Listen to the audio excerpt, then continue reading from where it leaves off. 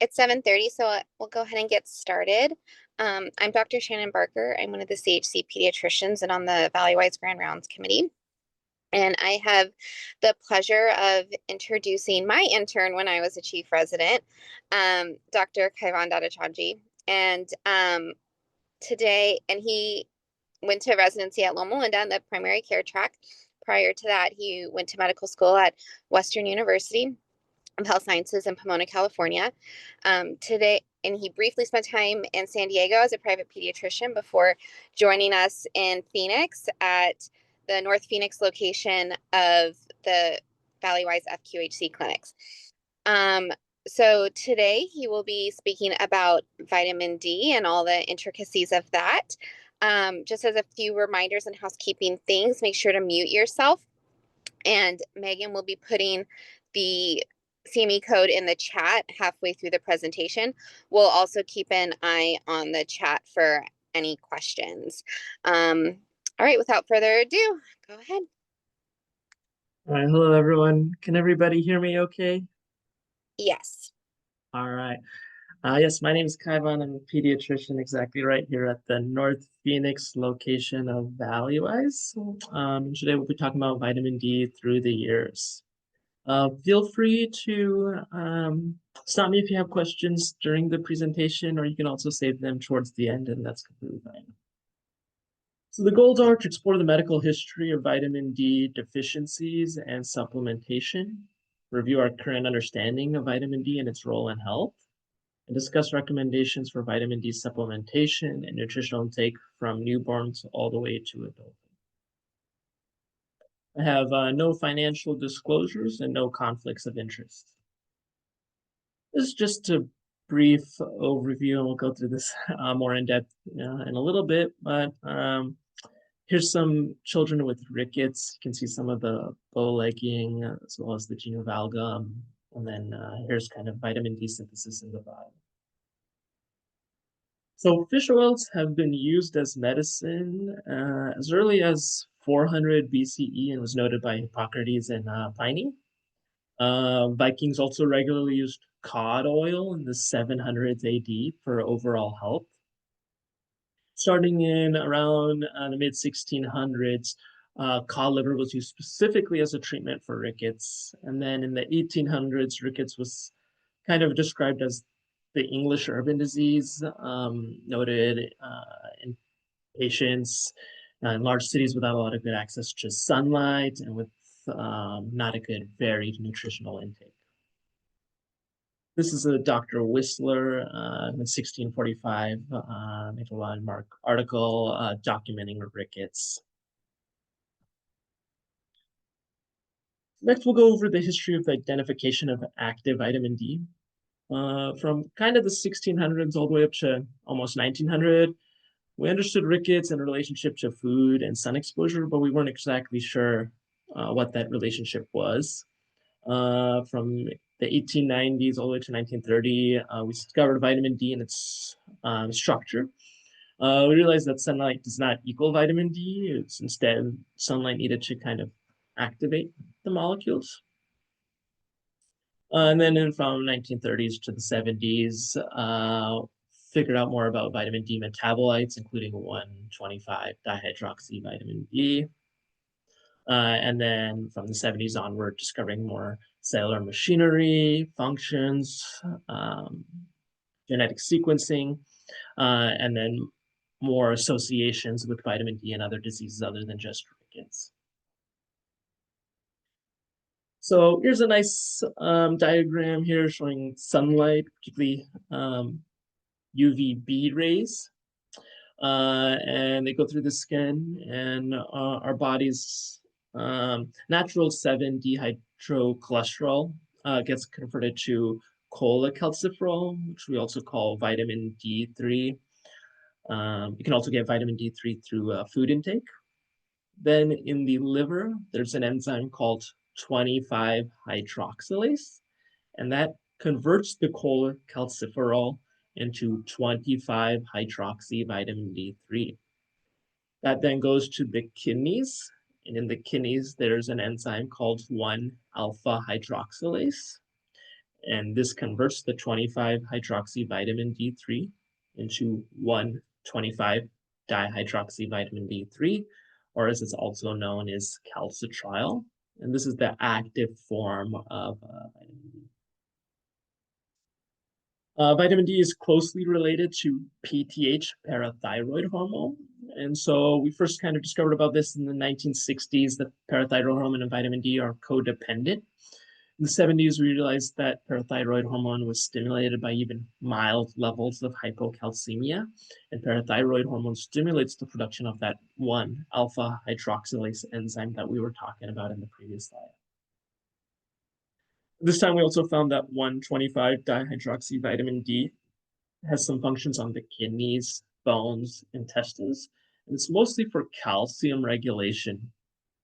Also found that increased plasma calcium causes a negative feedback loop back to parathyroid hormone by reducing the activation of 1-alpha hydroxylase. In the 1980s, Dr. Yamamoto and et al. Found that vitamin D and parathyroid work on the renal tubules, and that 99% of calcium absorption is in the proximal renal tubule, and about 1% is in the distal renal tubule. So what is vitamin D and where does it come from? Vitamin D can kind of be somewhat of a catch-all term, and it's considered a group of related substances and essential enzymes essential in calcium metabolism and the integrity of bone structure. Vitamin D, which some people just call calciferol, is a prohormone and a nutrient, and it affects several organs. The numbers here are somewhat controversial, and it definitely depends on the person, but some papers say that about 10% of vitamin D is derived from our diet and nutritional intake, and vast majority, 90%, comes from UV light with the metabolization of the 7-dehydroxycholesterol in our bodies. These numbers can change depending on where you live, what latitudes, how much sunlight exposure you have, how much vitamin D you take, pigment of the skin. And so, but this is just a general ballpark. Vitamin D nomenclature does get quite confusing. So here's a nice little chart in the top right. Vitamin D2 is known as ergocalciferol. A lot of times people will call this the vegetarian version of vitamin D2. It's found in more non-meat products. Vitamin D3 is cholecalciferol. That one's found more in animal nutritional intake. Then, like we talked about, 25 hydroxy vitamin D is known as calcidiol. 125 dihydroxy vitamin D3 is known as calcitriol. And then to further burn this image in your brain, here's another. But vitamin D works on a bunch of organs throughout the body. We know there's vitamin D receptors found in the intestinal tract, in osteoblasts, T and B cells, the pancreas, brain, heart, skin, gonads, prostate, breasts, and other areas. And we'll talk about why this might be of some clinical significance in a little bit. So how prevalent is vitamin D deficiency? A National Health and Nutrition Examination in 2004 found 9% of US children and adolescents had a vitamin D deficiency, which they defined as less than 15 nanograms per milliliter. We'll talk more about these numbers and units and what's considered normal and not, but everyone kind of seems to have a little bit of a different definition of vitamin D deficiency. That same study back in 2004 showed that 61% had vitamin D insufficiency, which they described as levels between 15 to 30 nanograms. During the same study, interestingly, or during a different study, excuse me, found interestingly enough that supplemental use of vitamin D was seen more in patients who are Asian, white, and non-Hispanic. Supplement use was also associated with higher income, higher levels of education, and increased access to medical care. So here's an interesting graph through the years of vitamin D levels in comparing Asians who are white, African American, and Mexican American.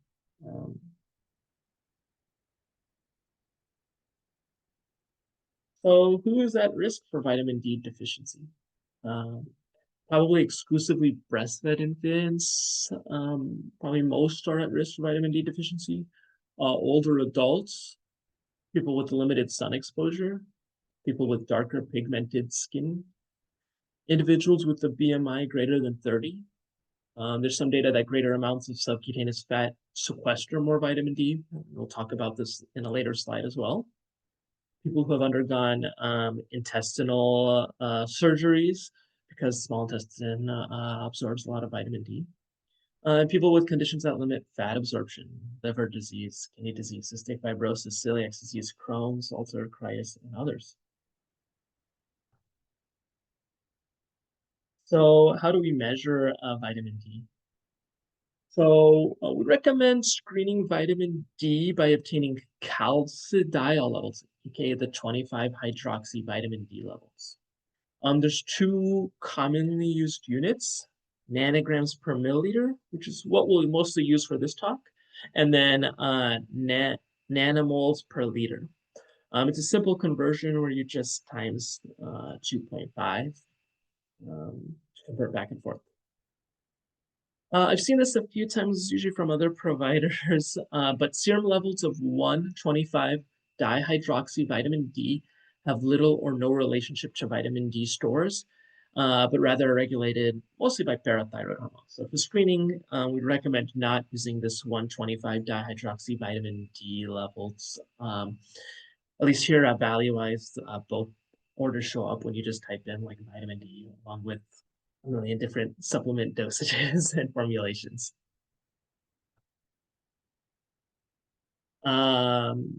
And so let's talk about vitamin D dosage levels. Again, the units are a little bit confusing. There's two main units used, micrograms or IUs, which stand for international units. We'll mostly talk about international units in this talk, but again, it's a conversion of just multiplication factor of 40. What also makes things confusing is vitamin D is usually defined as a combination of cholecalciferol levels, aka vitamin D3, ergocalciferol levels, aka vitamin D2. Some people call those the animal-derived and plant-derived, respectively. And even a calcitriol, which is 125 dihydroxy vitamin D. Calcitriol in the US is prescription only. To further complicate the matter, not all forms of vitamin D are equal and absorbed equally. There's some studies that show vitamin D3 maybe at least 3 times more potent than vitamin D2. So we'll just do a little bit quiz. What is the major circulating form of vitamin D and thus typically the best screening lab test for total body vitamin D status?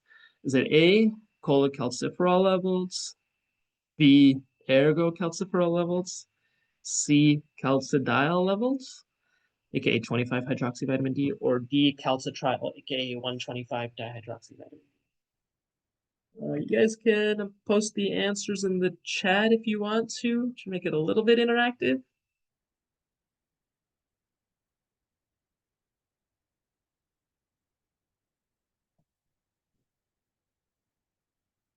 All right, excellent job. C is the correct answer. Thanks for all those who participated.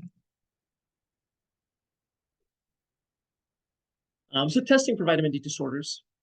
If a provider is concerned about vitamin D deficient rickets, the serum alk phos, which is also known as ALP or at other institutions ALK, can be elevated for age and should be followed with measurements of the serum 25 hydroxy vitamin D levels. You can also obtain calcium levels, phosphorus, and parathyroid hormone levels. You can also obtain x-rays of the distal ends of the wrist and also the tibia and femur. Just make sure you get anterior and posterior views, depending on the age. One thing I will mention, and I see this a lot, particularly from other providers at outside institutions who don't work with kids. For a lot of kids, the ALK phos will be pretty elevated because it is a measure of bone reabsorption, or can be a measure of that. And so for a lot of kids, it can be quite elevated, particularly if you're only looking at adult lab normals or averages. So make sure you're either using some type of pediatric range, but sometimes get a lot of, at least I used to get referrals or calls about elevated ALK phoses when it's really just normal for age. Um, to assess vitamin D disorders, you can also obtain magnesium levels, the 1,25 dihydroxyvitamin D levels, BUN, creatinine, and then urine, calcium, creatinine, or phosphate levels. Next, we'll talk more about rickets. Rickets can vaguely be defined as defective bone mineralization. The most common cause of rickets in the world is vitamin D deficiency. So either lack of nutritional intake or lack of access to sunlight. Lab findings you'll see in rickets-related vitamin D deficiency is a low 25 hydroxyvitamin D. We'll have a high parathyroid hormone as a compensatory mechanism and normal calcium levels. A lot of board questions like to do where they have each of these levels and the arrows up and down, and you have to determine the correct answer for rickets. So remember that calcium levels are usually normal and then parathyroid levels are pretty high. There's familial hypophosphatemic rickets. It's typically a group of genetic disorders, most commonly causing defective phosphate resorption and renal conversion of the 1,25 dihydroxyvitamin D. In familial hypophosphatemic rickets, you'll have a normal parathyroid hormone, normal 25 hydroxyvitamin D levels, and typically normal to low calcium levels. Over here, you can see some physical exam findings and radiologic features of patients with rickets. Some radiologic findings of the wrist or widening of the growth plates, regular margins of metaphysis with widening and or cupping, obviously osteopenia, and then rarefaction in the long bones. Other areas that are not the wrist in the skull, you may notice some craniotabies, which is having a large head and protruding forehead. You may have some long bones. You can have definitely have bowing of the lower extremities, but you can also have knock knee, genu valum and genu varigum, respectively. Scoliosis can be noted. Board examinations like to use the buzzword of triradiate pelvis, and then also a rachitic rosary of the ribs. That's where on x-rays or other imaging findings, they'll look a little bit like the small rosary beads. Other physical exam findings you might see are curved humerus, pigeon chesting, depressed ribs, protruding abdomen.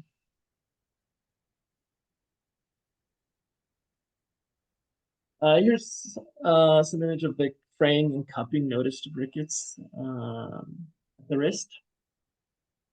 After starting treatment with vitamin D for patients with rickets, you need to monitor calcium levels, phosphorus, and ALK phos levels pretty closely. Changing gears a little bit, we'll talk about vitamin D and its relation to osteoporosis. There's some studies that are suggesting that providers think of osteoporosis as maybe a childhood illness. So osteoporosis can be seen in both childhood and obviously adulthood. There's strong evidence that good intake of vitamin D early in childhood, even there's some studies in utero that high levels of vitamin D or good vitamin D intake can decrease the risk of quote unquote senile osteoporosis, just kind of osteoporosis at old age. So, as a primary care provider, this is right up my alley with preventative medicine. So something to keep in mind. It seems like every couple of weeks there's a new study with kind of correlating vitamin D with plethora of different organs and disorders and disease. And so next two slides are kind of just a rapid review of the research. One study showed vitamin D supplementation within the first year of life has been associated with a reduced risk of schizophrenia in males in adulthood. This risk was shown to be dose dependent as well. So infants who got more vitamin D, higher dosages, were shown to be less likely to develop schizophrenia later on. Another study showed vitamin D deficient children have been reported to be at a four-fold higher risk of developing type 1 diabetes. For a lot of new type 1 diabetes order sets, a lot of places have vitamin D levels. Increased nutritional intake of vitamin D has been associated with lower risk of rheumatoid arthritis in elderly females. Only interestingly enough in the age range of 55 to 70. So they didn't find any correlation with people over 70 or less than 55 or for males with rheumatoid arthritis, interestingly enough. Low vitamin D levels have been associated with inflammatory bowel disease like ulcerative colitis and Crohn's. Mouse models did show vitamin D supplementation reduced the ¿Quieres mi incidence. té de agua? Mouse models showed vitamin D supplementation did reduce the incidence of IBD exacerbations. This was very promising. Human clinical studies have shown no improvement with vitamin D supplementation in inflammatory bowel disease symptoms. Vitamin D deficiency has independently been associated with longer pediatric ICU length of stays, and on average have a higher score for pediatric risk mortalities. So here's something for our pediatric intensivist colleagues. Systematic review with meta-analysis showed children with asthma have a much lower vitamin D levels compared to children without asthma. However, interestingly enough, for those with asthma, there's no correlation with lower levels having worse asthma severity, increased hospitalizations, or mortality or anything like that. An interesting finding there as well. But wait, there's more. Low vitamin D levels has been associated with rectal and other intestinal cancers. It's also been associated with multiple sclerosis. It's also been associated with depression. Those studies found mostly in young adults. It's also been associated with headaches. It may low vitamin D levels may exacerbate hypothyroid symptoms and may hasten the onset of autoimmune thyroiditis. Low vitamin levels have been associated with type 2 diabetes and obesity. Interestingly enough, both high and low levels of vitamin D have been associated with prostate cancer. Both high and low vitamin D levels are associated with increased bone fractures. But probably most importantly is this last point here. Most large studies show vitamin D supplementation does not impact all cause or cause-specific mortality, except it may mitigate fracture risks in high-risk patient populations. So, despite all these studies that I just kind of rapidly reviewed, it's not the end-all be-all. So there might be some confounding variables, in a lot or all of these studies. And some possible factors that I just thought of were socioeconomic status, nutritional intake, sun exposure, exercising, access to fresh air, use of supplements, possible access to medical care, obesity, and possibly others.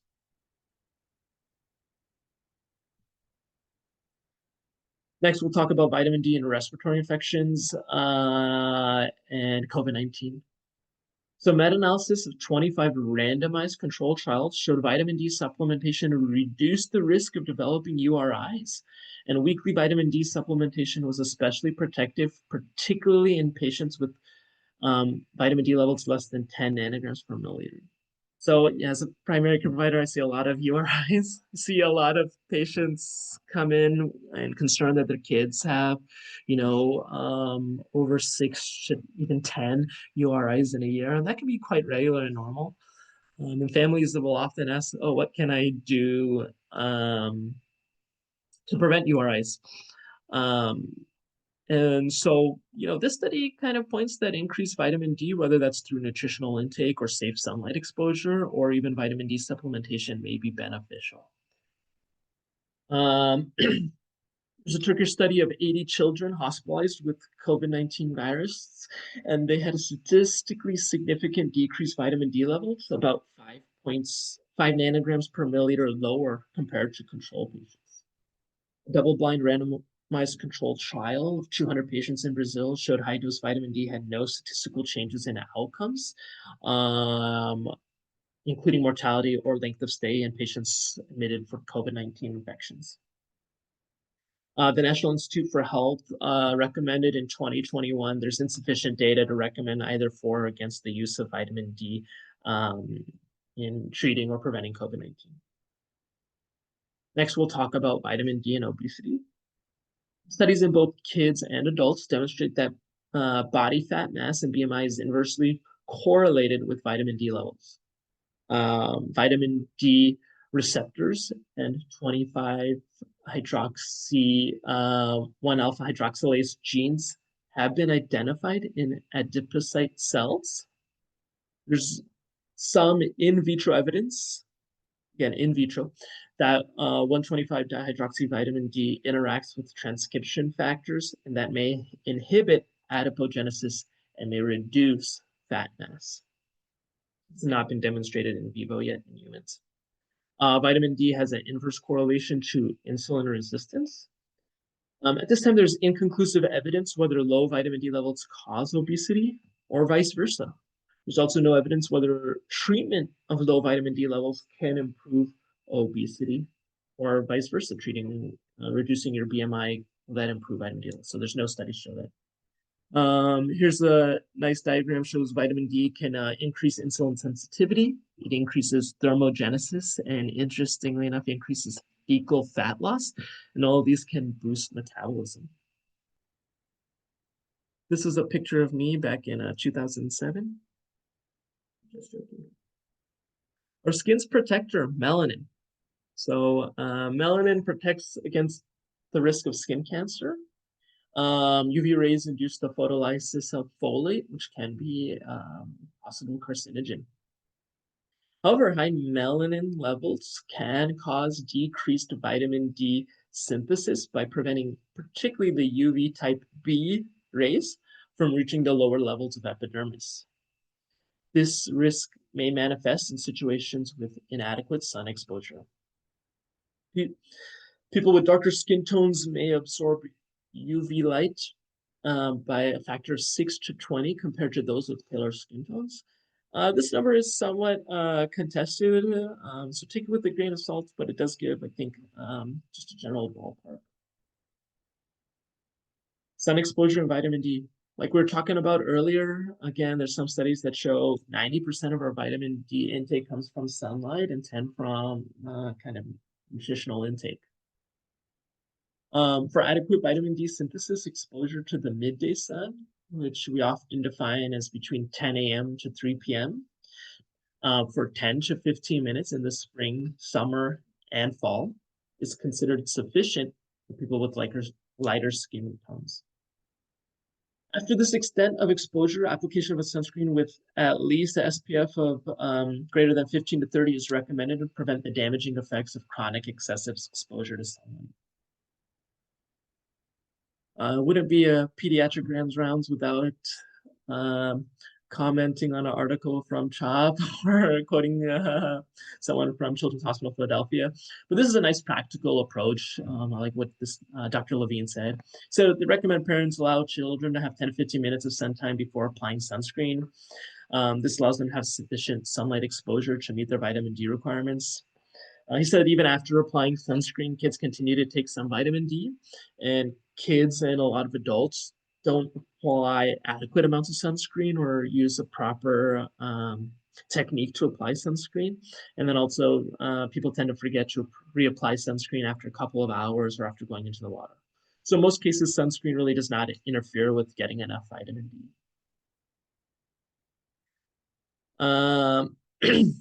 Per the National Institute of Health, vitamin D's inherent nature of being self-regulating and safe should encourage the public to increase UV exposure safely and seek regular skin exams. By avoiding sunburn and wearing high-quality sunscreen, higher levels of vitamin D can be achieved while minimizing the risks associated with UV exposure. When UV light is not abundant, vitamin D supplementation may also benefit the health. And then as a reminder, everyone's at risk of getting skin cancer. Per the American Academy of Dermatology, 1 in 5 Americans will develop skin cancer at least once in their lifetime. Here's an interesting study from 1988 to 1994 showing vitamin D levels of non-supplement users depending on the month. In this study, they showed in August, the level was 32 nanograms per milliliter, and then compared to January, 27 nanograms per milliliter. So about 5 points lower compared to August to January.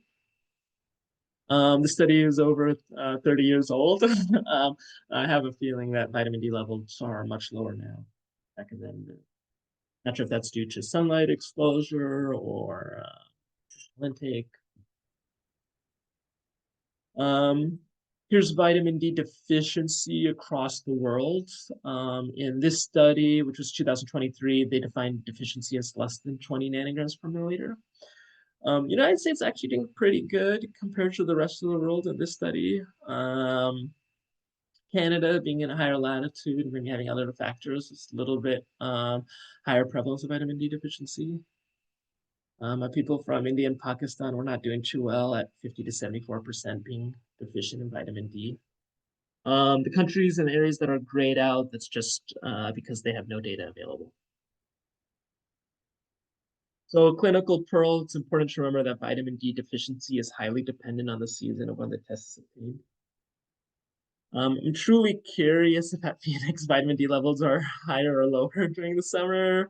I wouldn't be surprised if, unlike the rest of the world, maybe during summer here, vitamin D levels might be a little bit lower because it's just so hard to be outside here in Arizona. We'll just take a quick 1-minute stretch break. If people want to go take some sips of water or tea or something like that.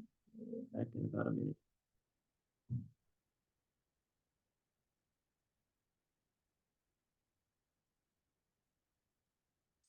Feel free to stand as well, get the blood moving a little bit.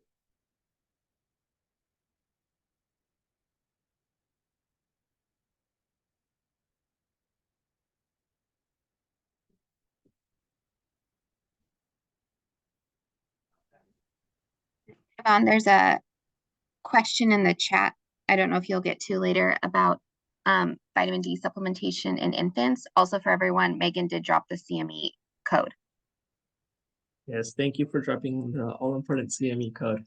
Yes, I will get to that excellent question of whether we support vitamin D supplementation on all infants in a later slide, but it's definitely a great question.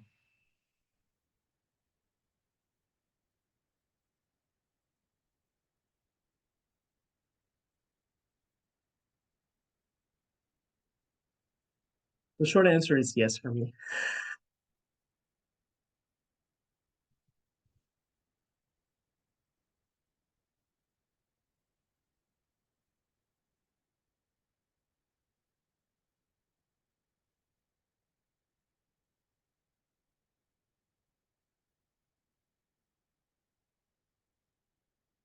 All right, I think it's been about a minute. So vitamin D in food. So some natural sources of vitamin D are oily fish, salmon, mackerel, sardines, all foods that all kids love, I know. Cod liver, and other organ meats, particularly organs that have high cholesterol, also very rich in vitamin D. Also all children love these foods.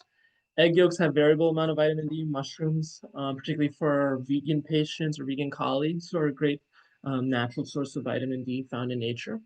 And then fortified products like orange juice, milks, etc., are also a great source of vitamin D. Interestingly enough, I found frying fish reduces active vitamin D content by 50%, and baking does not affect vitamin D levels in fish. So, just an interesting fun fact. Most natural sources of vitamin D are not commonly consumed by kids, and thus fortifying food may become important if sun exposure is not adequate. This is a great graph, kind of puts things in perspective. So for cow's milk that's unfortified, there's only 3 to 4 international units in 1 liter. Sorry, 3 to 40 international units per liter. Compared to fortified milk and infant formulas, it's 100 times greater. Fortified juices, fortified alternate milks like soy milk and rice milk, also a pretty good source of 400 international units per liter.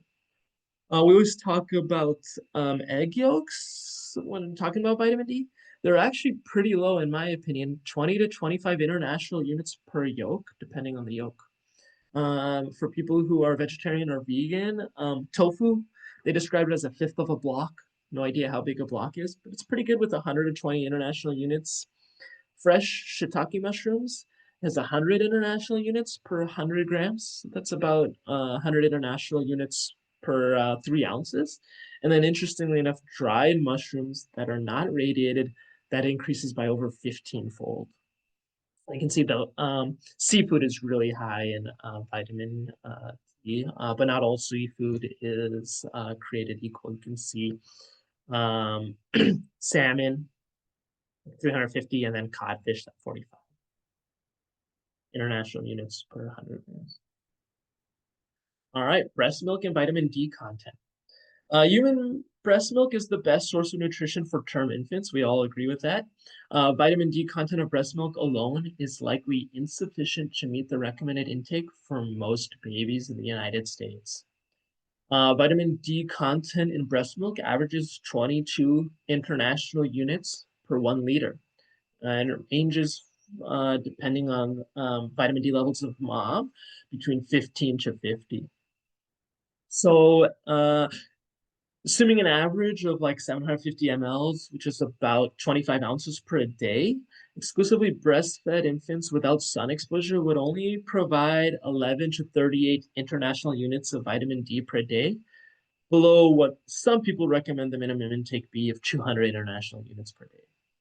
Just to give perspective, the vitamin D drops, or for babies, it's usually 1 drop has 400 milliliters per day. That being said, like we were talking about earlier, not all forms of vitamin D are created equal. We definitely know the vitamin D in breast milk is absorbed much, much better than the vitamin D in formula. But again, probably for most infants who aren't in the sun all day, might need a little bit extra vitamin D. They're exclusively breastfed. Let's talk about fortification next. All infant formulas in the US are required to have at least 40 international units of vitamin D per 100 calories. In the US, foods are not required to be fortified with vitamin D. However, if a label says that it's fortified with vitamin D, then obviously there has to be a minimum levels. Milk is not uniformly consumed in the United States anymore, and same with the juice. The push to reduce juice consumption as a measure to prevent obesity makes juice not as uniformly consumed as it once was. And I still agree with that recommendation to avoid juice to a lot of patients.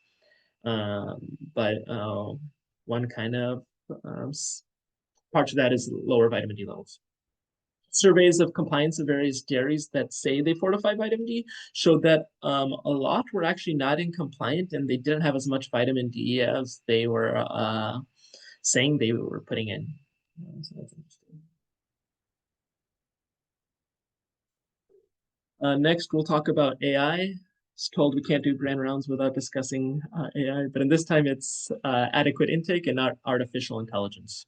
So the Food and Nutritional Board developed adequate intake values to maintain a 25 hydroxyvitamin D level above 20. And so you can see those numbers on the right side here, depending on age. The Endocrine Society stated to maintain levels above 30, children and adolescents need at least 1,000 international units per day.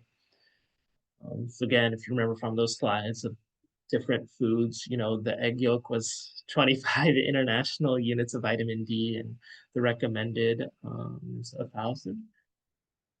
These numbers are also pretty, pretty contested as well, and there's no universal guidelines. Supplements. Both vitamin D2, ergocalciferol, and vitamin D3, cholecalciferol, are used in supplements. Calcitriol can also be prescribed in the United States. Again, calcitriol is the 125 dihydroxy vitamin D. Excuse me. However, some studies suggest vitamin D3 may be at least 3 times more potent than vitamin D2. Most commercial vitamin preparations contain vitamin D2. We've seen more and more throughout the years containing vitamin D3. Pediatricians and neonatologists really love polyvisol, and that one does contain vitamin D3. Over here is a table that shows just different formulations and brand names of vitamin D, and then also calcium and phosphorus.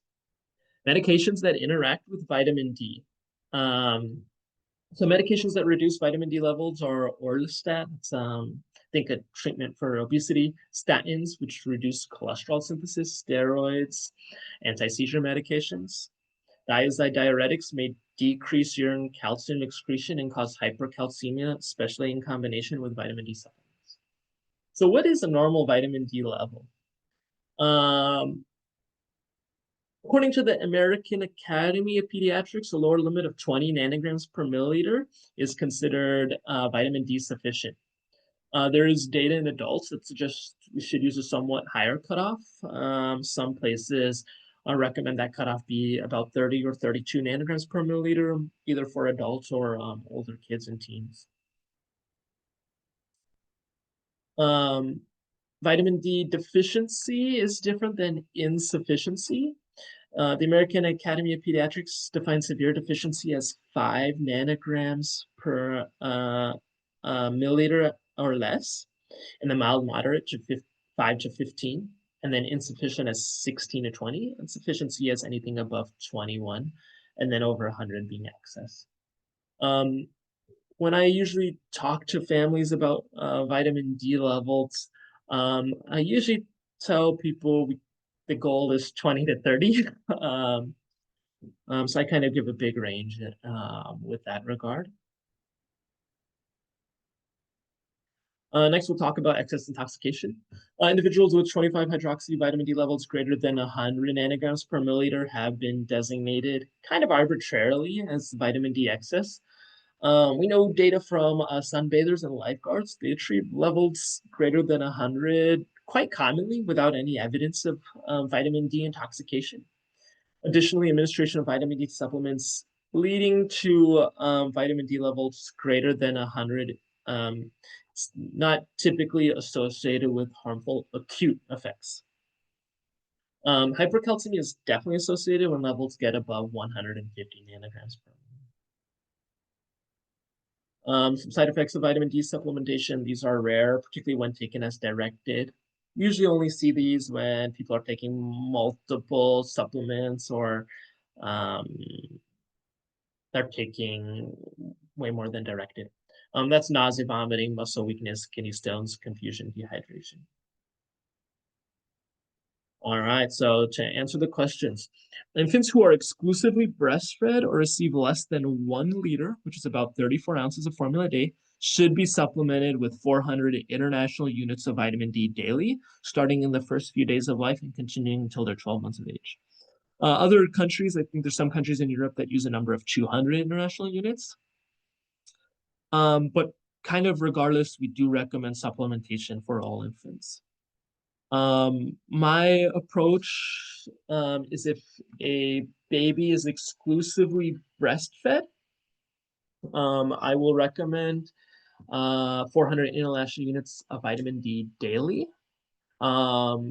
Most vitamin D for babies come as either the dropper or in a milliliter. So 1 milliliter is equal to 1 drop, depending on the manufacturer and formulation. Here at ValueWise, most patients I see have access insurance. Access does cover vitamin D supplementation when prescribed by a doctor, and our pharmacy here at the North Phoenix location does carry vitamin D. I prescribe it with lots and lots of refills the first time I see a baby from the newborn nursery. and it's part of my order set along with the second newborn screen. If a baby is getting somewhat of a significant amount of formula, I still supplement with vitamin D. I usually do 200 international units of vitamin D. So if the family has a dropper, it's 1 drop every other day until they're taking 34 ounces a day of formula. If you're using the milliliter, then it's just easy, 0.5 milliliter every day for babies who are getting significant amounts of formula until they get about 34 ounces of formula a day. From my experience, babies get to this number of a liter a day anywhere between 2 to 6 months of age, but it can vary. Older children can be notoriously unpredictable eaters and may require supplemental vitamin D. Most multivitamins for kids provide about 300 to 600 international units per serving. I have been seeing a trend now where supplements are kind of having more and more vitamin D per supplement, but that's just anecdotal. Vitamin D in pregnancy. Per the American College of Obstetrics and Gynecology, at this time there is insufficient evidence to support recommendation for screening all pregnant women for vitamin D. Pregnant women thought to be an increase of vitamin D deficiency. The provider can consider obtaining levels and interpret in the context of individual clinical circumstance. They also go on to say recommendations concerning routine vitamin D supplementation during pregnancy beyond that contained in prenatal vitamins should await completion of ongoing RCTs. This was an interesting study here from the University of South Carolina. They found ensuring that pregnant women who had vitamin D levels over 40 nanograms per milliliter had a 60% lower chance of becoming preterm. And the CDC confirmed that as well. So something important to know for anyone who's pregnant, really applicable for our neonatology colleagues as well. So screening. Should we screen everyone?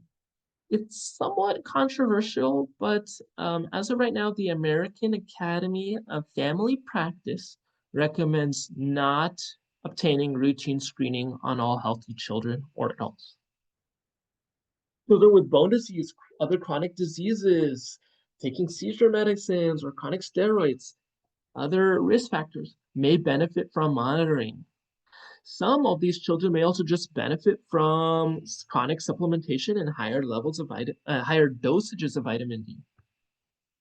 Should we screen for all children who are obese? Per the American Academy of Family Practice, if the history suggests an obese child has insufficient dietary intake of vitamin D, a vitamin D supplement should be recommended, which is more cost-effective than obtaining levels for both screening and monitoring therapy. I hope you guys like all these pictures of vitamin D supplements I've included throughout the slides. But this is slides clinically important, particularly for us here at ValueWise. We deal with a lot of patients without insurance, and a lot of families will ask me about vitamin D or have had low vitamin D levels in the past. And I think it's really reasonable. You know, this kind of comment was mostly just for screen children who are obese, but I think it is reasonable just to start vitamin D supplementation without levels, particularly for those without insurance, as it can be quite costly. So who should I screen? Pediatric providers should have a low threshold for screening for vitamin D deficiency. And some signs to obtain screening testing is the presence of nonspecific symptoms such as poor growth, motor delays, irritability for darker skinned infants who live at higher latitudes, particularly in winter and spring months, children on certain medications, children with certain chronic diseases. So how do we treat vitamin D deficiency? Vitamin D given daily in 25 to 250 grams, so that's about 1,000 to 10,000 international units, can be used for a 2 to 3 month period to normalize vitamin D levels and replenish storage. There's also a lot of providers like once a week dosage to find higher compliance and easier use, particularly because a lot of the vitamin D tablets are pretty big and thick, and some of the liquid formulations don't work as well. A pro tip is sometimes you can just use the baby vitamin D droppers and just give, like 2.5 milliliters or 2.5, 3 drops if you're trying to get to like 1,000 international units and maybe like 4 or 5-year-old kid.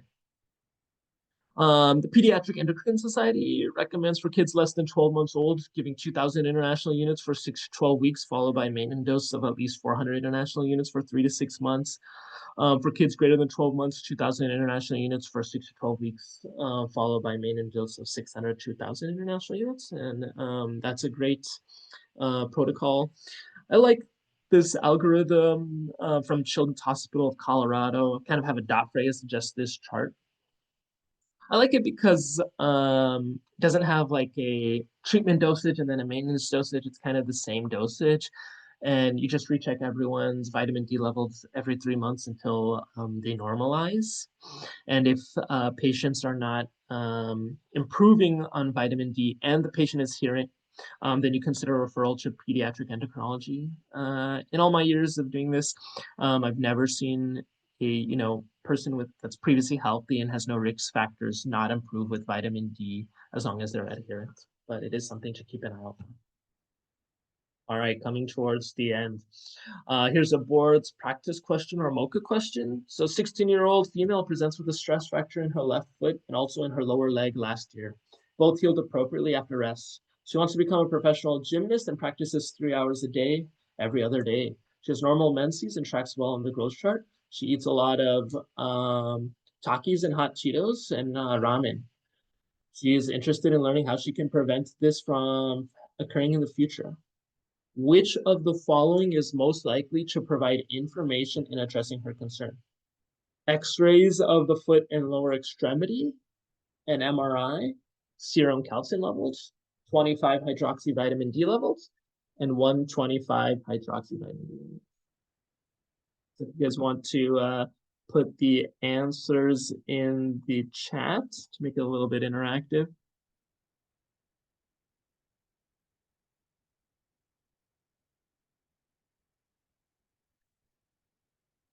Yes, correct. The answer is D. This question is a little bit tricky in my opinion. And I think the main reason why it's tricky is it's not asking which should you order or what should be the next step. It's just saying which of the following is most likely to provide information in addressing this concern. And so I think for that reason, because of the way this question is worded, the 25 hydroxy vitamin D level is the correct answer, just because epidemiologically, vitamin D insufficiency deficiency is so common. Question number 2. A 9-month-old male appears in the ER with mild, vague, intermittent arm pain after rolling off a sofa onto soft, big carpet. He has a history of intestinal surgery. He's here with father, who unfortunately does not know any details about the surgery. Father also doesn't know if the baby came out early or is preterm. Looking at the growth chart, you see the baby's weight for length is 0.01 percentile. The triage ER provider ordered x-rays and it shows metaphyseal flaring and cupping on the right wrist. What is the most likely reason of these findings? Is it A, trauma-induced, B, vitamin D deficiency, C, copper deficiency, D, folate deficiency, or E, B12 deficiency? You guys want to put in comments. Good job. Good job, Dr. Bala. Vitamin D deficiency is the correct answer. I got a question. Does vitamin D affect conception? That's a really great question. To be honest, I'm not sure. Lastly, a case 14-year-old girl presents to the office for a well child check. She has a history of depression and is flat on affect on exam with minimal eye contact. She states she's been feeling fatigued for the past 5 months. Her mother says she eats cookies, hot Cheetos, Takis. Mom also reports that she just stays in her room all day on her phone and rarely goes outside. I know us primary care providers never get to counter this case as the last patient in the afternoon. So what would you do? Would you recommend a multivitamin with the RDA of vitamin D daily? Would you obtain vitamin D levels? Would you just start 1,000 international units of vitamin D supplements? We do recommend 15 to 20 minutes of sun exposure daily. I think all of these answers are quite acceptable, and I don't think there's a right or wrong answer. I think a lot of this is also contested.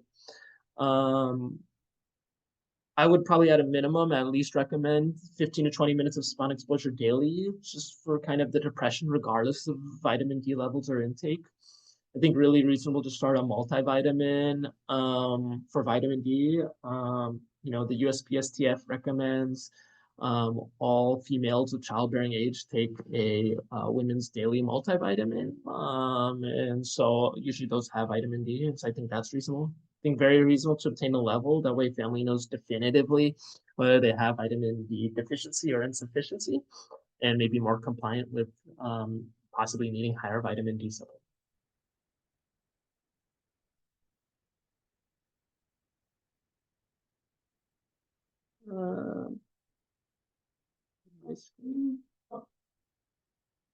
So in conclusion, vitamin D is not a miracle vitamin. It's critical to the function of multiple organs, but it's most probably important at this time for preventing rickets, osteomalacia, and osteoporosis.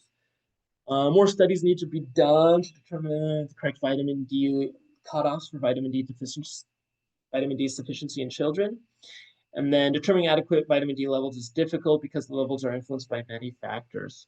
But most people can agree exclusively breastfed infants need at least 200 to 400 international units of vitamin D a day. Vitamin D supplementation appears to be rarely harmful, especially when taken as a supplement. I'd like to thank Dr. Julianne Gibbons and Dr. Stephanie Tribal. The three of us presented a very similar presentation at Loma Linda Grand Rounds a few years ago. So I'd really like to thank them for contributing to some of the slides and the presentation overall. Here's some works cited. Here's some more works cited. Any questions or comments? Thank you. Does anyone have any questions? I just wanted to see if you wanted to speak on, excuse me, mom supplementing during breastfeeding, as opposed to supplementing the baby. Yeah, that's great. Yeah, I definitely recommend moms, if they're not having adequate nutritional intake or sun exposure, to take vitamin D. Most OBGYN providers recommend moms either keep taking prenatal vitamins or postnatal vitamins. And so I'd recommend at a minimum taking those that have good levels of vitamin D as well. But yeah, definitely makes a difference of mom's vitamin D intake into babies.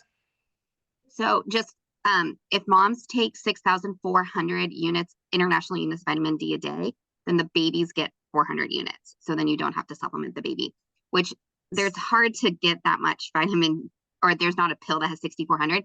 But if you take 5,000 every day and then 5,000 on Saturday and 2 pills of 5,000 on Saturday and Sunday, it works out to be about the same. So that is an alternative to supplementing the baby. That's a great point. Yeah, thank you for that. All right.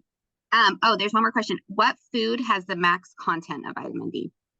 Yes, let me go back to the slide. My guess is it's probably fish liver.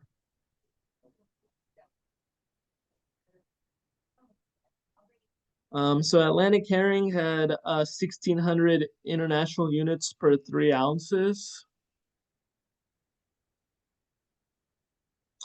Dried shiitake mushrooms, really high. Cod liver oil is going to be the highest. 1,300 international units per tablespoon. Yeah, good question. Thank you. And then also earlier in the chat, everyone, there is a survey to give some feedback as well.